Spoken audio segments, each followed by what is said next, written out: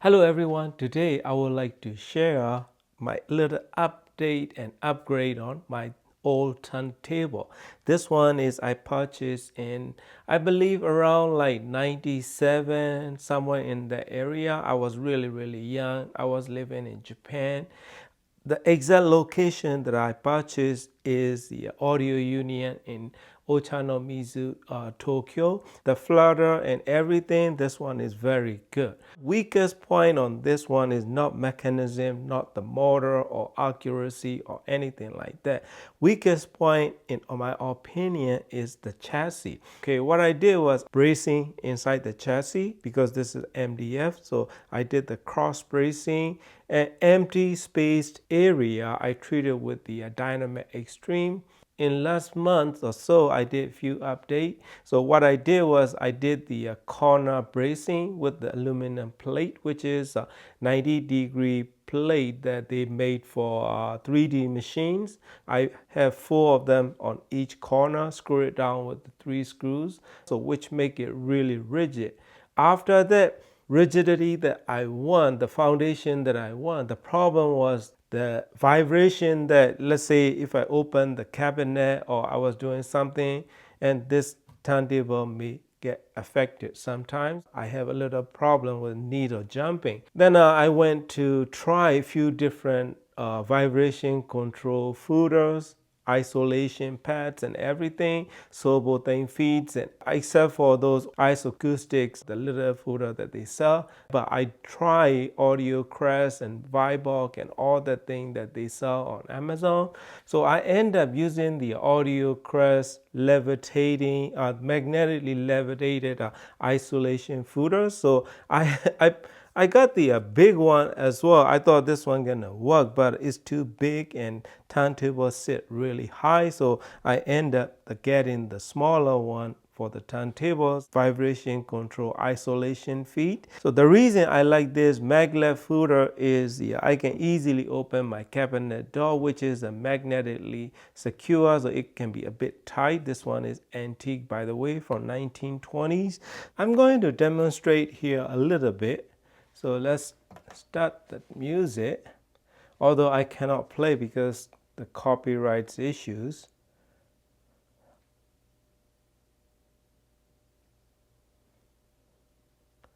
So now the music is playing. As you can see, it's not moving. I tap it pretty hard on my cabinet. So let me try to open and close the cabinet. So this door is magnetically attached. Let me close it again. See, I don't have any issues. Other footers that I try, opening and closing cabinet will make the needle jump. So that's the reason I end up using this isolation footers with my turntable. So this is the record stabilizer by Monos Audio. This one is really nicely done. Perfect amount of weight for my turntable. As you can see, did you see it? The record get flattened. So that is a really great thing to have and nice improvement to sound quality and performance of my turntable. So these are isolation footers as well. This is the removable MA screw that I use with my KEF R11. So, and you can unplug this. As you can see, there's a little ball that uses for isolation and vibration control. So you just slide it back on, and you can use it like this underneath of your component using the non-slip pads or something. But I use it with my KEF R11, so this one goes on directly to KEF R11 without modification. So this one works really well. It helps stabilize the KEF R11 speakers because original footers or the spikes that come with it is not that great. So this one works wonderfully well. If you need these are MA bolts that come with it. So these are really good for speakers or stands that you may want to use. And next one is this. This one is designed to use with the spikes. This suspension or isolation design is the 3 balls type with this rubber washer for the center control. So that's what they designed for it. So this one works really nice, but I didn't like it with my turntable. I like it with the my Aquarius R2 deck. Although it may not improve the sound, but I like the space underneath the component for air circulation, which it can get pretty warm inside the cabinet. So this one worked wonderfully well. If you need to use it with the isolation platform underneath your spike, this one is great choice. And next one is this one is, I still have 4 of them. I'm using the gold color underneath my music server. This one is more like a spacer. Although they designed as the vibration control isolation platform or footers, the reason I put them underneath is I just want a little bit more airflow underneath that music server, because it has the power suppliers and 2 transformers inside the enclosure. So I just want to make sure the air is really circulating in the area, because these kind of wooden hardwood cabinet tend to absorb all the heats and stay there. So but I really think this is just really as a spacer, because I didn't like the way they work under my turntable, but they are really good for using as a spacer unless you have a different requirement. And next thing is this, the one that has the Maglev isolation footers. This is the one that a smaller version I'm using underneath my turntable.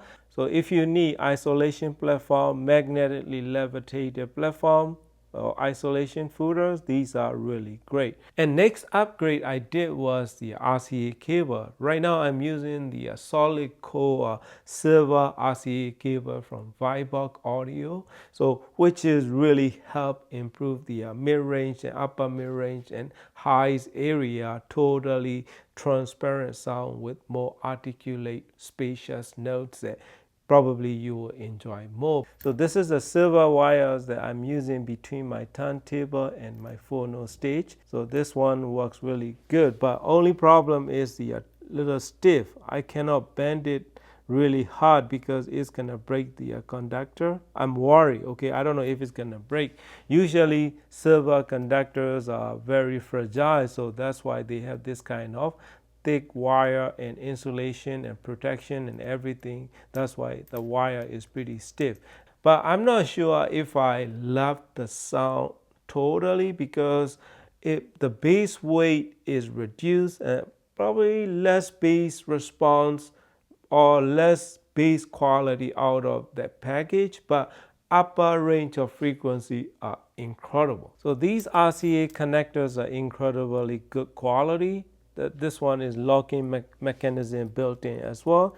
You can lock it and unlock it. So this is unlocking and lock it. So this is how it works.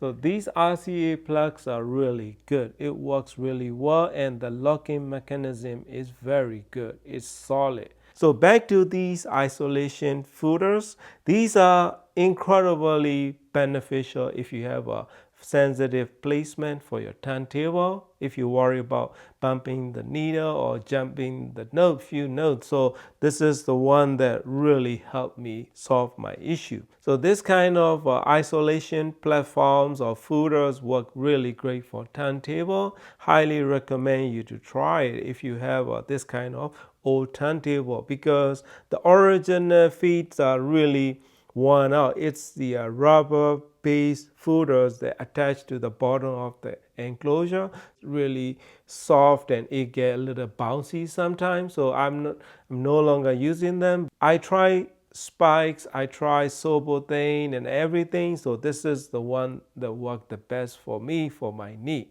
That is the little update and upgrade that I made on my old turntable, which I dearly love, because I tried pretty good turntables, but in the end I end up always going back to this turntable, because easy to use, easy to enjoy, and easy to change the this kind of cartridges, because this one is one of the easiest one.